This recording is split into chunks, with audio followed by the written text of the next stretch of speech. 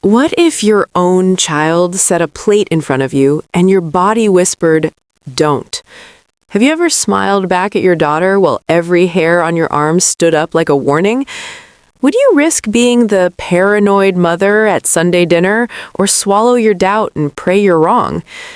And here's the worst question I've ever had to ask myself. If trusting your gut means someone else might get hurt, could you live with that?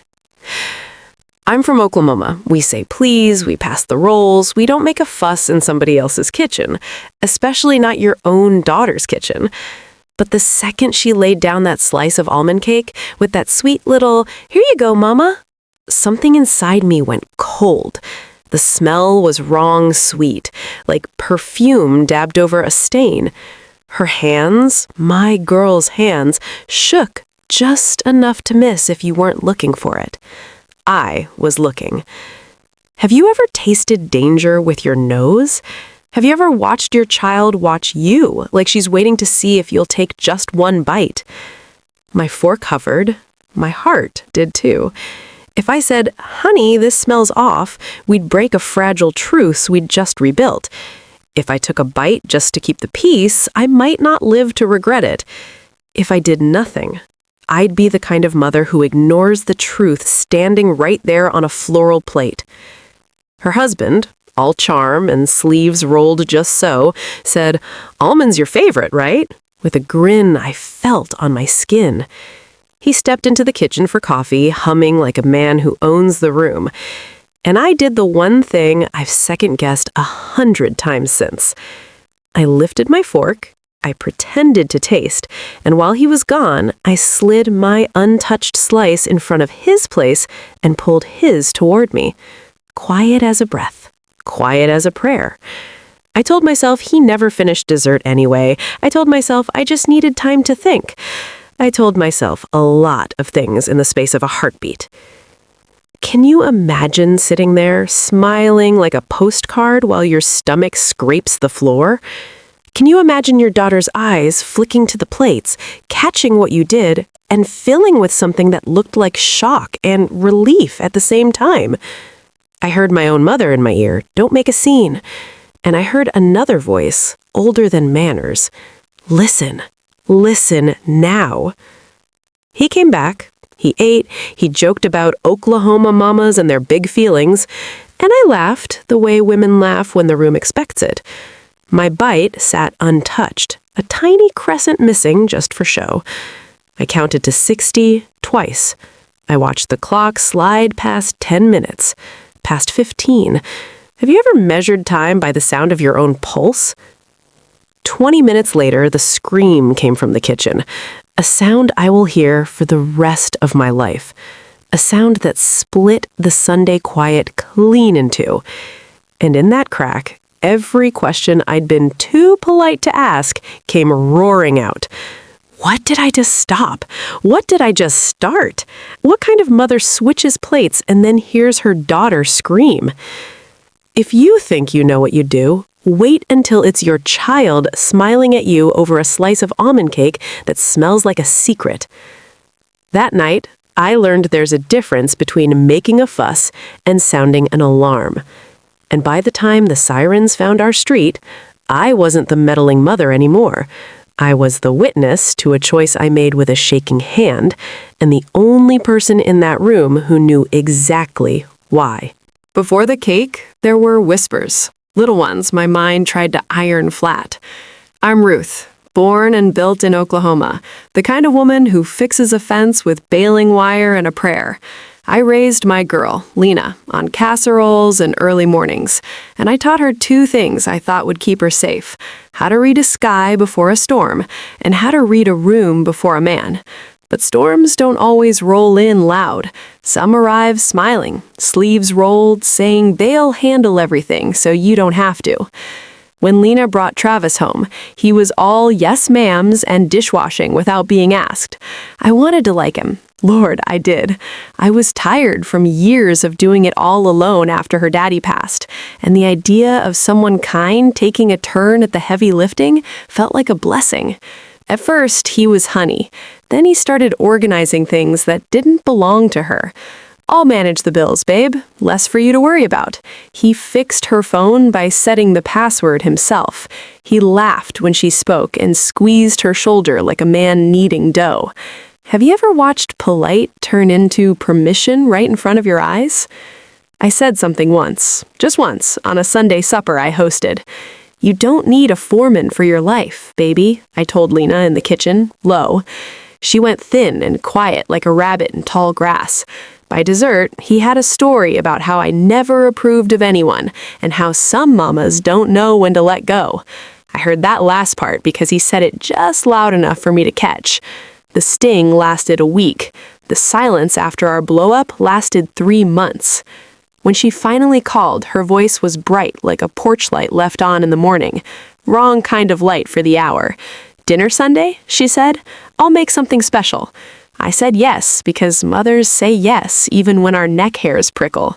All week, every time I pictured her, I argued with myself. Maybe I overreacted. Maybe he's just old-fashioned. Have you ever told yourself not to make a fuss so many times you couldn't hear your own gut anymore? Sunday came dressed up as normal. Church in the morning, a stop at the market. I brought her favorite peaches and a pie plate she'd given me last Christmas. The house was clean in a way that made me sad, like a hotel room kept clean for an inspector, not for living. I asked how work was going. Great, she chirped. Her hands trembled, drying the same clean glass 3 times. Travis played the host so well you could almost forget you were in my child's home. He took my coat without touching it. He guided me to a chair with a sweep of his arm. We've been trying to eat healthier, he said, like a principal praising himself at assembly. When I asked Lena about the book club she loved, he answered first. She paused that, too busy.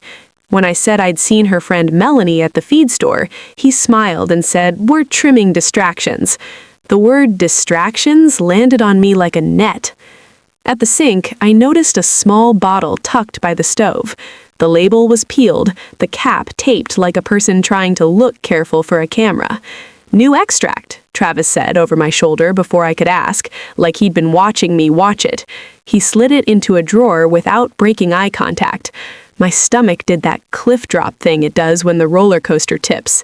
Have you ever felt the room bend, like time slowed just enough for you to step right or step wrong and live with it forever? I could hear my own breath. I could hear her swallow. I could hear the clock in the hall tick, tick, tick, like it was counting me down. I told myself a story to keep my hands steady. It's nothing. It's a fancy brand. He's a show-off. You're a suspicious old woman who wants your baby back. Then another story pushed in front of it. You are not silly. You have earned this nose, this sense. Your girl is telling you something with her eyes. He left the room. My fork hovered. I did not eat.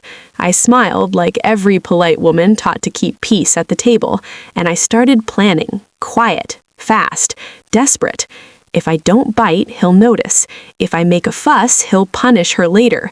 If I switch the plates, I'll know whether my terror has teeth. Have you ever been so afraid of being wrong that the only thing worse is being right? That's the road that led me to the smallest, most dangerous move I've ever made at a dining table. And it's why when the cake hit the linen and the wrong sweet smell rose like a secret, I knew I had one breath to choose. Manners or my daughter? He rose for coffee. My hands moved before my courage could argue. I dabbed my napkin to my lips like a lady, then let it fall just enough to cover my plate's rim. With my left hand, I slid his slice closer. With my right, I tugged mine across, quick as a card trick, quiet as a prayer. Have you ever done something so small your whole life tilts with it? I nudged the fork marks to match, pinched a pretend bite from the edge, and turned both plates a quarter turn so the swap looked like nothing at all. My pulse banged against my ribs like a knock I didn't want to answer. Lena saw. I know she did. Her eyes flicked down and up, a flinch of surprise stitched to a breath that looked grateful, or terrified, or both. She pressed her palms flat on the table, steadying a world only we felt listing. The drawer with the special bottle hummed without moving. I could feel it from my chair like a live wire under the floorboards. Travis came back with 3 mugs and a smile the width of the table. "Sugar, Mrs. Thompson?" he asked, like we were guests on his show. "Almond's refined, not everyone gets it." His eyes slid to me, daring a fuss. I let the dare pass. Have you ever swallowed a whole argument because the person you love is sitting between your words and their consequence? He lifted his fork. He didn't hesitate. Slice, bite, chew. He ate like a man proving himself to me and to me. "See," he grinned, tapping his plate with the tines. "Perfect." The word hung like a fly over a picnic. Small, irritating, impossible to ignore. Lena watched the fork travel to his mouth like each inch hurt. She had always been a throat watcher, ever since she was small, tracking my swallows when I was sick, counting sips when I coughed through winter. Now she watched her husband's throat work, and I watched her watching, and I wanted to stand up and shake the house hard enough to throw every secret onto the floor. "Do you say something? Slap the fork from his hand? Yell, 'That bottle, what is it?' Or do you pretend this is just dessert so your daughter won't pay for your courage later?" I felt split clean down the middle. The woman who never makes a scene, and the woman who would set the table on fire to keep her child warm. He talked while he ate, like hosts do when they're narrating their goodness. "We should get together more often," he said, generous as a man spending someone else's money. "Maybe do some planning about the future. That property of yours must be a lot to manage alone." He took another bite. "Wouldn't want you to feel burdened." The word snagged my ear. Burdened. Like a house and an acre you loved your whole grown life were just numbers in a column, and he was the man to move them from one side to the other. Lena's knee jittered under the table. Mine found it and stilled it with a brush of my calf. Her fingers curled tight enough on her coffee mug to leave half-moon marks I'd see later when we were in better light. "Mama," she said softly. Her voice was a braid. One strand for him, one for me, one for something she couldn't say out loud. I dragged my fork through the frosting and lifted the tiniest bit to my lips, just enough to keep the performance alive. I didn't swallow. I held the sweetness on my tongue and let it burn like a lie. He finished his slice. That was new. He never finishes dessert. "Can't waste what your mother made," he joked, like a man doing charity. "Lena's been working on getting everything just right." He kissed the air in her direction. The way she flinched under praise told me more than any bruise ever would. Have you ever heard the clock get loud? Tick, tock, tick. It wasn't telling time, it was counting me. 5 minutes, 8, 10. He sipped his coffee, smacked his lips. "Strong," he commented, then grinned. "Just how I like it." 11 minutes, 12. I smiled when he looked. My face ached from the work of it. Lena's eyes kept skittering to the kitchen, to the drawer, to the plates. 13, 14. "Almonds in adult taste," he announced, as if the world had elected him in charge of palates. He lifted his empty fork and pointed it at me like a wand. "You're gonna come around." I thought of the word meddling, the one he liked to plant between us like a tripwire. I thought of the word mother and how it has more jobs than it admits. I thought of the word enough. Had I done enough? Too much? Was I brave? Foolish? A woman who switches plates at her own daughter's table is a woman who will blame herself for whichever way the night tilts. 15 minutes. He stood, collected the plates, and headed for the sink. "Let me help," I offered automatically, because years of habit are heavier than fear. "I've got it," he said over his shoulder, tone easy, like this was a house built on ease. The kitchen light fell across his shoulders like a stage wash. The drawer glinted a sliver as if it breathed. Lena's hand snuck across the table and found mine. It was the smallest panic I've ever held. 16, 17. He whistled a tune he didn't know the words to. The water rushed the faucet. Lena's eyes locked on the doorway like she was trying to hold it shut with a look. "Mama," she whispered, so quiet only the part of me that still carries her baby weight on my right hip could hear it. "I'm sorry." Sorry for what? For inviting me? For the cake? For the months of bright-voiced phone calls that didn't match the dark under her eyes? 18. A plate clinked into the rack. 19. A chair scraped in the kitchen, too hard, like a leg caught on tile. The whistle cut off mid-note. Silence, sharp as a knife edge, laid itself over the room. Have you ever felt a hush arrive like a person you didn't invite? I looked at my daughter. She looked at me. Between us, a drawer, a bottle with tape on the cap, an empty plate, 100 Sunday dinners where I'd taught her not to make a fuss, and the one Sunday where I'd broken my own rule. My body knew before my mind did that the next sound would change the shape of our lives. I set my fork down. My napkin slid from my lap and puddled on the floor. Somewhere in the kitchen, water hit metal, then stopped. I inhaled and tasted sugar and something underneath it that didn't belong. The clock ticked once, just once. Then the house found a new sound, higher than grief and sharper than thunder, and leaned towards it as if pulled by a string. The scream split the house. Plates rattled. Coffee sloshed. I was on my feet before my chair stopped moving. Have you ever known where a sound was headed before your body did? I knew. I ran. The kitchen doorway felt like a finish line I didn't want to cross. Travis lay on the tile, one arm askew, a mug cracked beside him, coffee bleeding into the grout.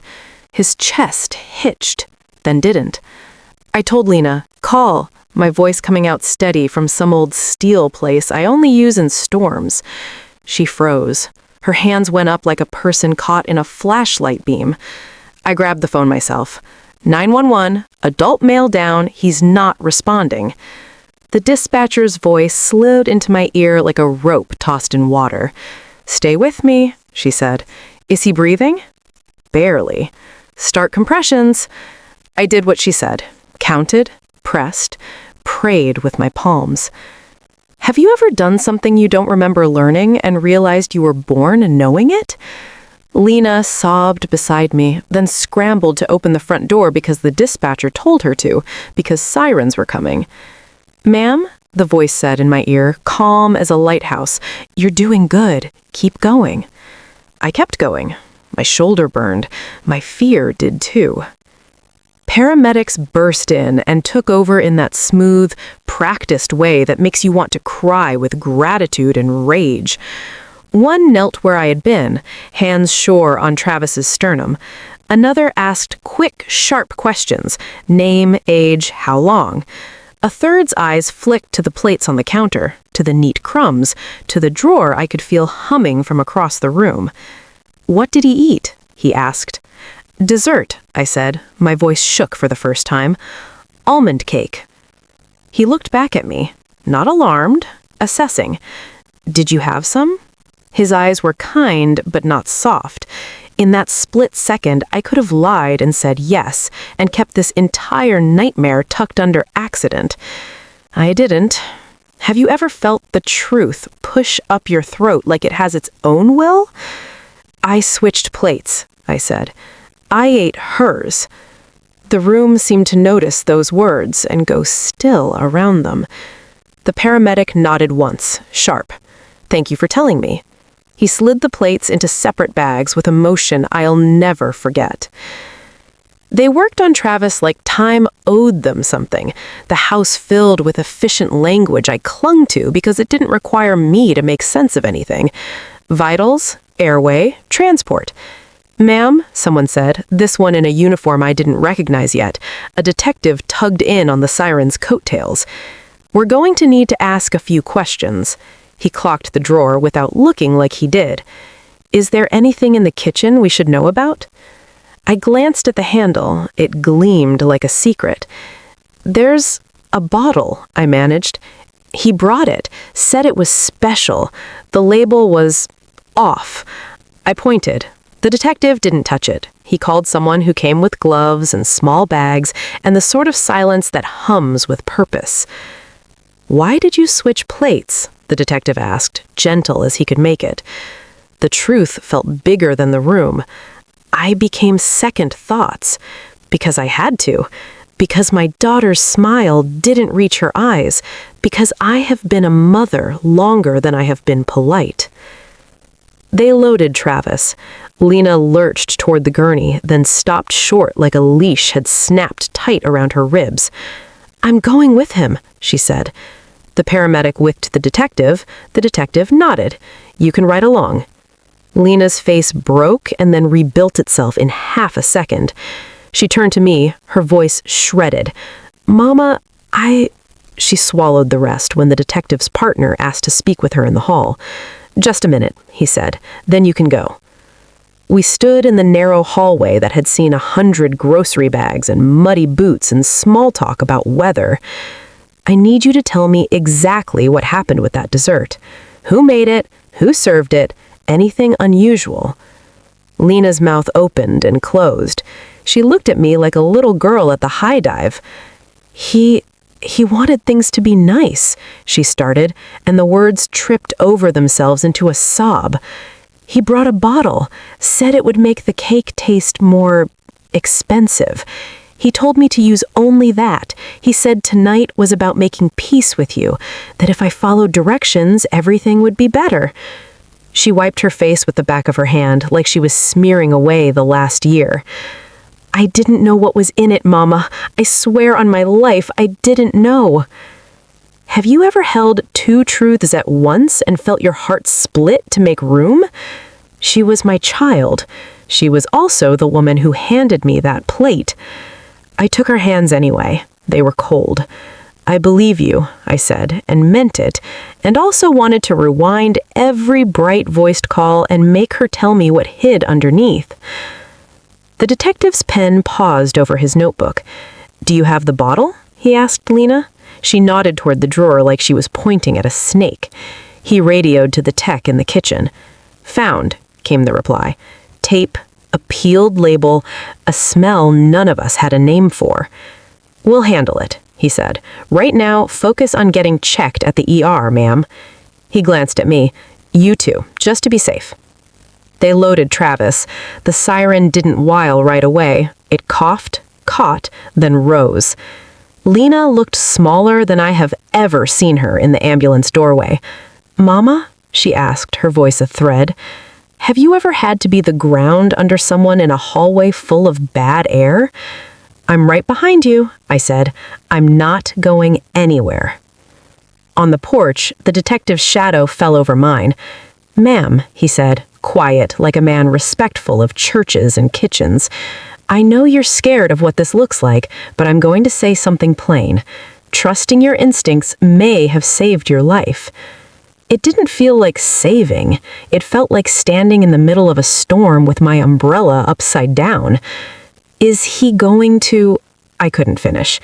"The hospital will update you," he said carefully. "We're going to secure the scene." I locked the door behind me out of habit, then unlocked it because strangers in uniforms had just become the only reason I could breathe.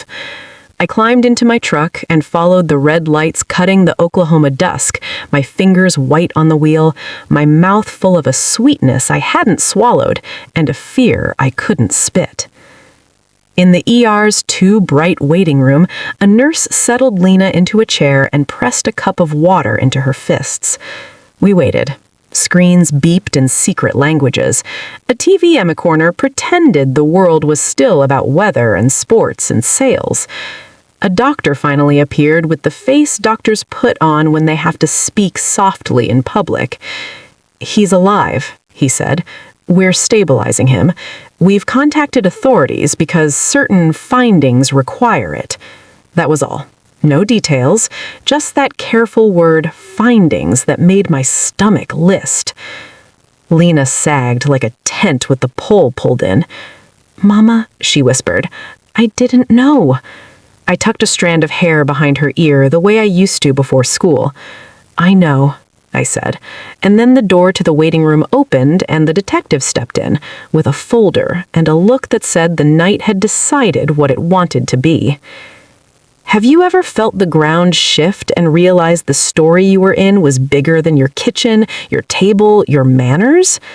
That was the moment I stopped being just a mother and became a witness to a smell, a switch, a scream, and to the truth that doesn't care if it ruins Sunday dinner. The detective sat across from me in that too bright ER room with a paper cup of water between us like a peace offering. He said, "Ma'am, I'm going to separate you and your daughter for a few minutes. Standard. Standard. As if any of this could be standard. Have you ever told a stranger the one thing you did that might change everything?" "I switched the plates," I said again when he clicked on his recorder. "Because it smelled wrong. Because my daughter's smile didn't reach her eyes. My voice was steady. My hands were not." He didn't argue with my nose. He didn't pat my fear. He wrote, then looked up. "The hospital flagged certain findings," he said carefully, choosing words like they might break. "It wasn't food poisoning. We've secured the bottle you pointed out, and both dessert plates. We'll let the lab speak for itself. But your instincts mattered tonight." I wanted to cry from relief and throw up from guilt, both at once. Have you ever been both the match and the bucket of water in the same story? They spoke to Lena next. Through the glass, I watched her nod and shake her head and hold her own elbows like she was cold inside her own skin. When the door opened, the detective motioned me in. "I'm going to summarize what your daughter shared," he said, eyes flicking from me to her. "Then you can correct me." He read from his notes. Travis had brought a small bottle just for tonight, told her to use only that for the cake, and told her to make it special so your mama can finally relax about us. He texted reminders all afternoon, the tone of a man giving orders and calling them love. "Show her," the detective said gently, and Lena handed me her phone with the thread open. I didn't need to read every word to know the shape of it. Control, disguised as care. Directions, disguised as devotion. He said if I just followed along, things would get better. He said you'd stop meddling and we could all be a family again. Her mouth quivered like a small boat. "What about finances?" the detective asked. Not unkind, just building a skeleton for the night to hang on. I told him about the way Travis talked around my house. Burden, plan, future. The detective's jaw worked once, a small motion. "He's been in deep," he said. "Debt, unpaid accounts, calls from collectors. In the last month, he contacted a realtor about your property, asked about a fast sale. We'll document all of it." Have you ever felt a tilt under your feet that suddenly made old conversations line up like fence posts? His jokes about managing the burden, his "we should plan ahead." He wasn't being helpful. He was drawing a map to my front door. A nurse stepped in with an update. "He's stable," she said, tone professional, gentle, under care. Stable did not mean safe. It did not mean innocent. It meant the night wasn't done telling us who we were going to have to be. The detective closed his notebook and opened a folder. Inside, photos. The bottle sealed in a bag, the 2 plates separate and labeled, the drawer with tape residue lit up by someone's flash. He said, "We're not going to speculate, but I want you to hear this. Based on the initial screening, whatever was in that bottle does not belong in a kitchen. It appears on the plate you were served. There's no sign of it on the plate you switched for after he ate." The sentence landed like both an absolution and a sentence. I put my face in my hands. "I didn't want to hurt him," I said to my palms. I wanted to go home alive." "Ma'am," he said, voice low, "your decision may have saved your life."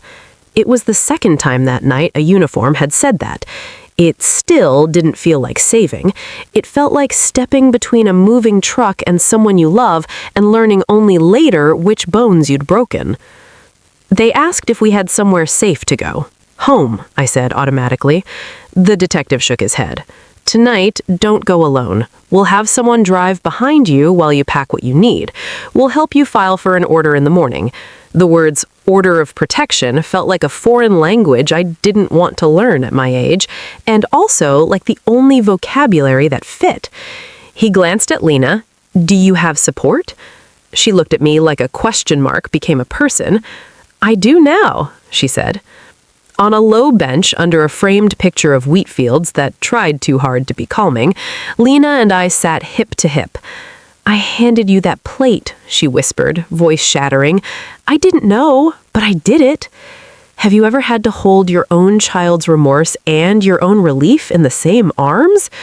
I know, I said. I hate that you didn't feel like you could tell me before tonight. I hate that I taught you to be polite in rooms that didn't deserve it. A plainclothes officer stepped close, respectful. We recovered more from the house we'll be testing. We also found documents that suggest a rush to access assets if... He stopped himself, softened it. It paints a picture. He didn't have to finish. The picture painted itself.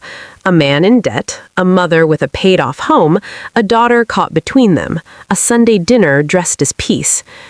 Lena's phone buzzed, a number she didn't recognize. She flinched, then showed me the screen like it might sting. The detective took it. Let us handle unknown calls for now, he said, and for the first time that night, I felt something like handrails. Is he going to blame me? Lena asked suddenly, small and wild at once. When he wakes up? I answered before the detective could. He will blame whoever's closest, because that's what men like that do. But we're going to give his blame a wall it can't climb. The detective nodded.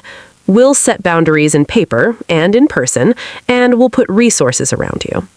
When they finally released us, the Oklahoma night had gone purple and thin. The detective walked us to the curb. One more thing, he said, to me, quiet. I know you'll replay the switch and wonder about it. You'll ask yourself if you did harm. I can't take that from you, but I can tell you this. The intent in that kitchen wasn't yours. Have you ever needed a stranger to say the sentence you couldn't say for yourself? I tucked it into my pocket like a smooth stone. On the drive home, a patrol car idled behind us like a guardian. The house looked different in the dark, not haunted, stripped. We packed bag for Lena, jeans, a sweater, a toothbrush, the pie plate I'd brought because the idea of leaving anything hers felt like betrayal. She paused at the drawer. The outline of where the bottle had sat showed in dust. I thought I was cooking us back together, she said, voice thin as a thread. We're done with his scripts. We write our own now. Back in the truck, her head found my shoulder like a muscle memory. I keep thinking about your fork, the tiny crescent you faked. Have you ever felt the smallest act become the hinge a whole night swings on? I could still taste the sweetness I hadn't swallowed, and somewhere under it, the wrong sweet my body had refused to pretend about. I drove with both hands, eyes forward, a future I hadn't planned for unrolling up the road like new fence line. We didn't go back to our old lives. We went forward into a new one with the porch light burning at noon. That first night at my house, Lena slept in my old room because the guest room felt too guesty. She kept jerking awake at every pipe sigh and train horn like the air itself might reach for her. You're safe, I said each time, and meant it with my whole ribcage. Have you ever realized you taught your child to be polite in rooms that didn't deserve it, and now you have to teach her the opposite, how to be loud enough to live? Morning came with courthouse chairs, cheap coffee, and an advocate who knew our names before we knew hers. She slid forms toward us with a kindness that didn't smother. Temporary order today, she said. A hearing date next. Words like stay away and do not contact looked both small and exactly right in black ink. I signed as if my pen were a hammer setting a fence post. Her hand shook, but she signed. This isn't betrayal, the advocate said softly, catching my daughter's flinch. It's a boundary. On the way home, I bought flour and sugar, like a woman's stocking for winter. Back in my kitchen, we did something ordinary on purpose. We baked. Not almond, never almond. We made a pecan pie, the way my mother taught me. Cold butter, patient hands, cinnamon I have always measured with my heart. I thought if I did everything right, Lena said, breaking the silence as she crimped the edge.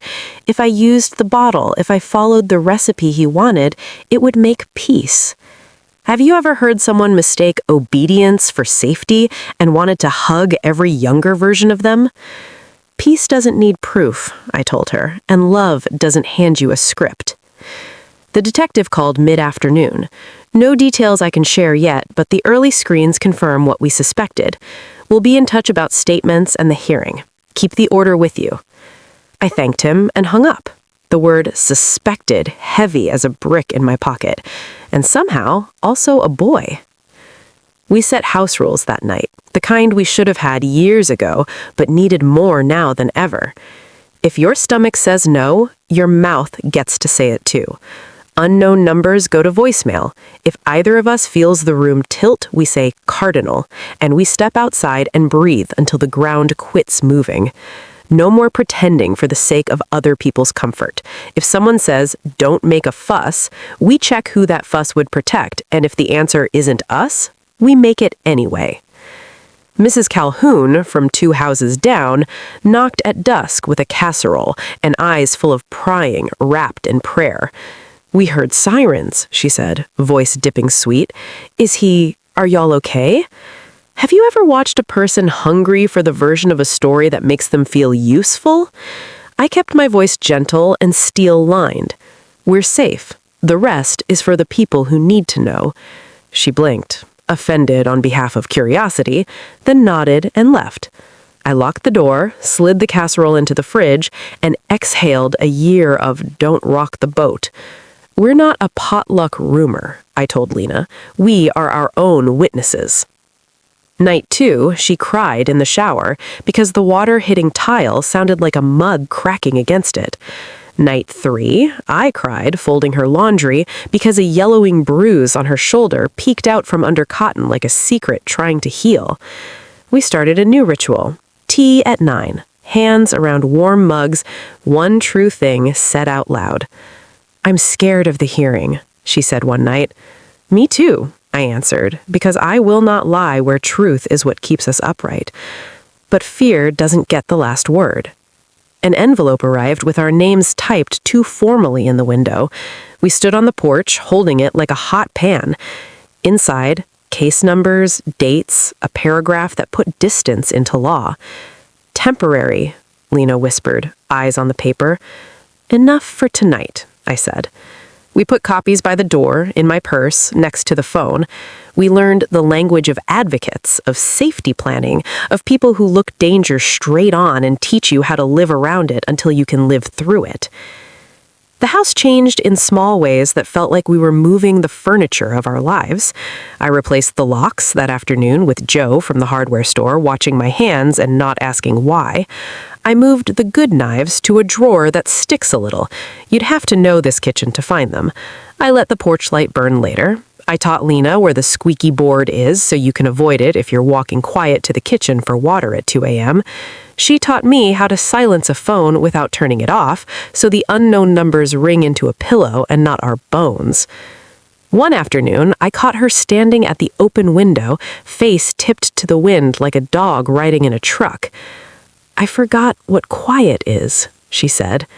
The kind that's not waiting to be broken. We planted marigolds under the mailbox because my grandmother swore they keep bad spirits away, and because the dirt under my fingernails reminds me I can still make something grow. I apologized, the way a mother should when she finally sees the cost of her advice. I taught you to be easy, I said, shelling peas, the click like a metronome in our kitchen. To smooth things, to be good and quiet and grateful. I should have taught you noisy, too. I should have taught you how to say no so loud the next county heard it. Lena leaned her head on my shoulder. You're teaching me now, she said, and the forgiveness in that sentence almost knocked my knees out. At night, when the house is a ship and the floorboards creak like sails, I play back the smallest choices that added up to breath in my lungs. The napkin cover, the tiny crescent I faked with my fork, the call I made, my voice steady as if I hadn't just walked into a storm. Do you ever trace the map of a night with your finger, find the forks in the road, and thank a god you argued with for making your nose stubborn? We don't check the hospital site. We don't stalk updates. The detective will call when the story needs us. Meanwhile, we live. We make lists for the feed store. We sit on the porch at dusk and let the cicadas sing over our fear. We bake peach cobbler and eat it warm, standing at the counter, because plates feel too ceremonial for joy this new. A late call came 3 weeks in, an unknown number glowing where the kitchen light hit my phone. We froze, eyes on each other, hands tightening around our mugs.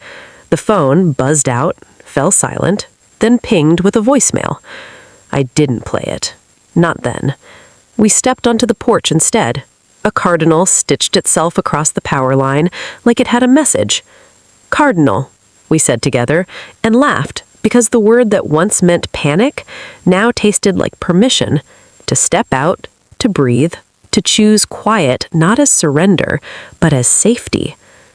We're not finished. We're not pretending we are. But in a small house in Oklahoma with locks that click solid and a porch light that stays on, a mother and a daughter are writing new manners.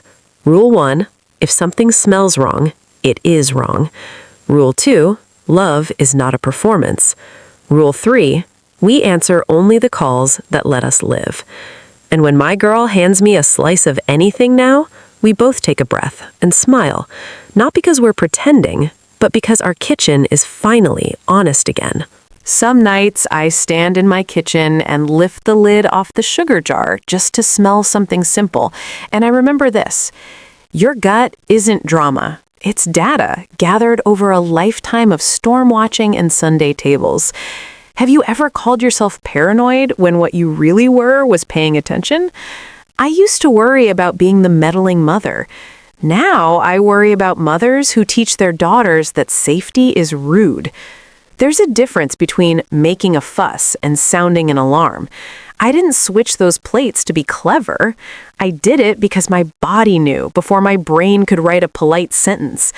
I did it because my daughter's smile missed her eyes by a country mile, and the room tilted in a way good manners couldn't hold steady. It didn't make me a hero. It made me a witness to a smell, to a tremor in a hand, to a man who spoke in helpful and meant control. Have you ever apologized to your own child for the lessons you thought were kindness? I told her I was sorry for teaching her to fold herself small to fit other people's comfort.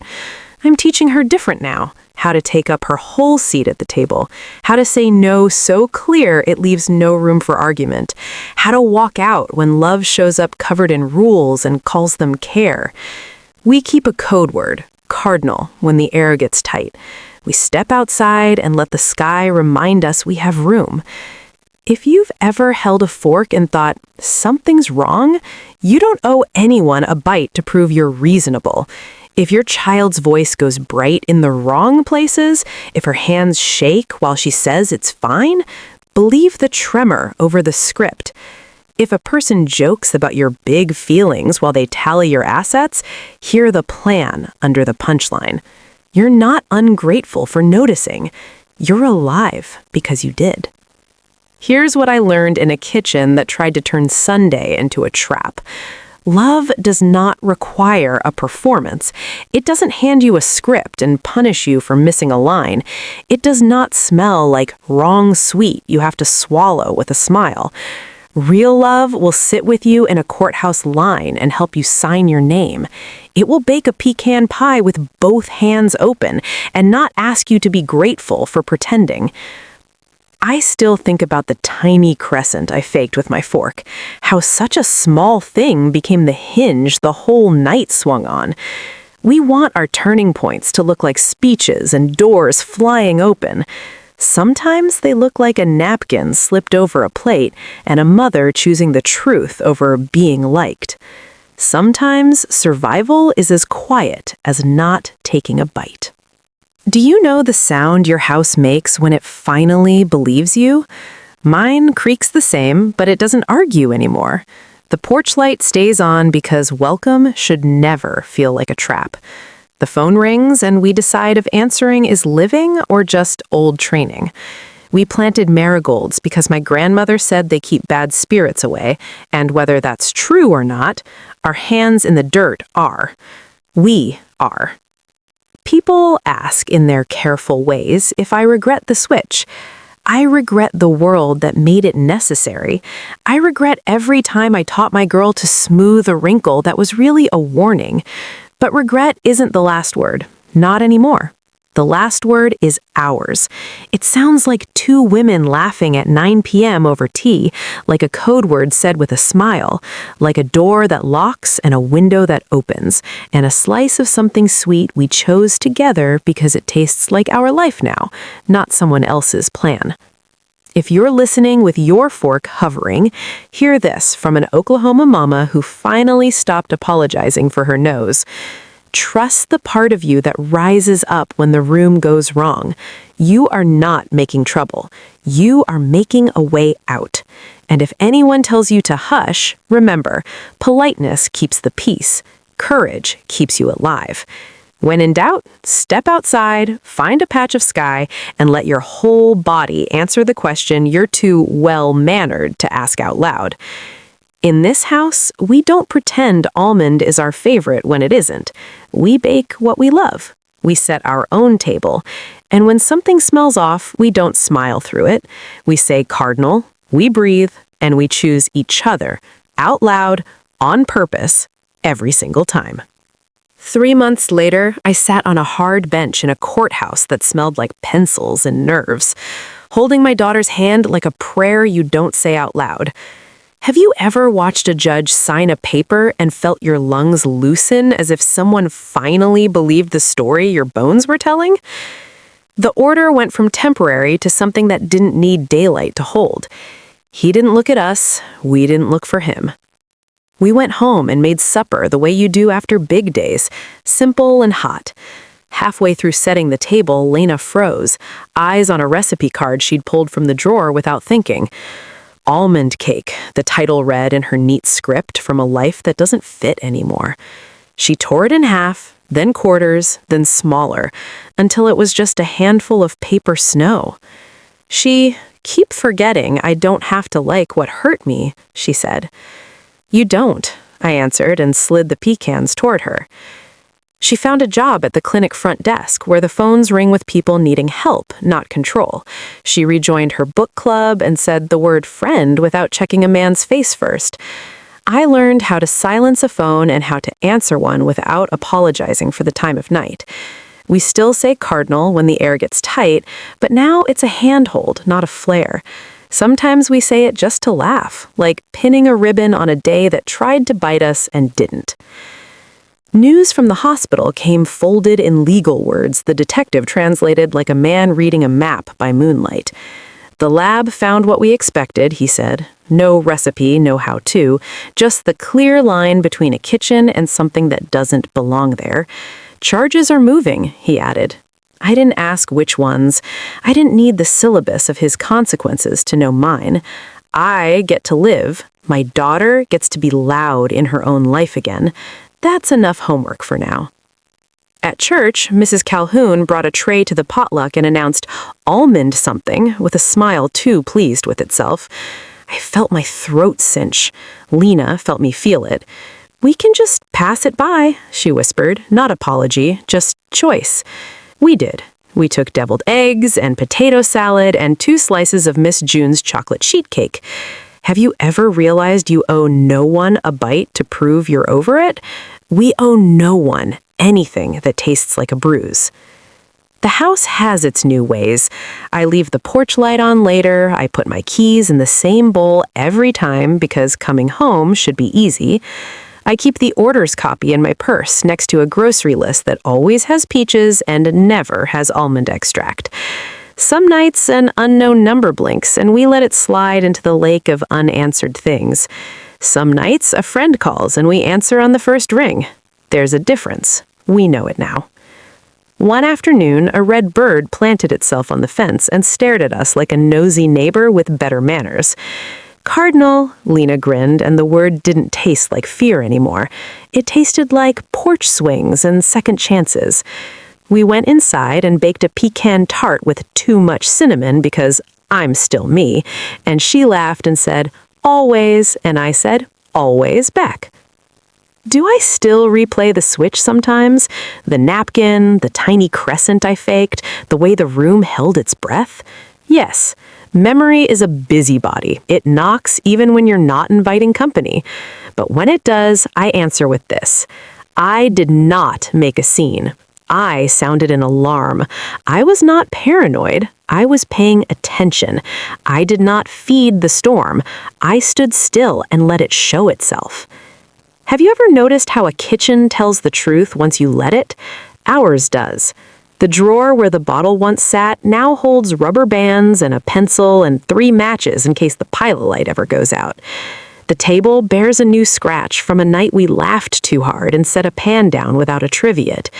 The sugar smells like sugar. The air smells like something we chose. And when my daughter brings me a slice of anything, peach, pecan, chocolate, even plain store-bought cookies, we both breathe in, slow, and smile, like women who trust their noses and each other. Oklahoma evenings still go purple and wide, the cicadas still sermonize, the wind still licks at the screen door and asks to be let in. We let in what keeps us alive. We keep out what doesn't, even when it shows up sweet. And if the world ever tries to hand us a plate that smells like wrong again, we won't swallow. We'll set it down, say cardinal, step outside, and write the ending ourselves.